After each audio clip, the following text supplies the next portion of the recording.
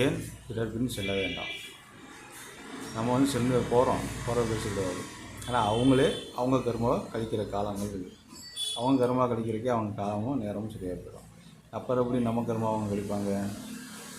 ஆனால் நம்ம கர்மாவை நம்ம தான் கழிச்சாகும். நம்ம சாப்பிட்ற சாப்பாடு நமக்கு எப்படி உணவாகுது? பசிக்கு தீருது. சரிங்களா? அவர் சாப்பிட்டா நம்ம பசி தீருமா? தீராது. பசிக்கான வழியே காட்டுவார். ஆனால் சாப்பிட வேண்டிய பொறுப்பு நம்ம பொறுப்பு. இப்போ என்ன செய்கிறார் அவர்? உங்களுக்கு வழிகாட்டுறாருல்ல, அந்த வழியை நீங்கள் தேர்ந்தெடுக்கணும். கடைசி வரைக்கும் அவங்க தூக்கி உங்களை சேர்க்க மாட்டாங்க. அந்த மாதிரி தான் எந்த தொழிலையும் கற்றுக்கணும். அந்த இதை கற்றுக்கிட்டு நீங்கள் தான் பயிற்சி எடுத்து முன்னேறணும்.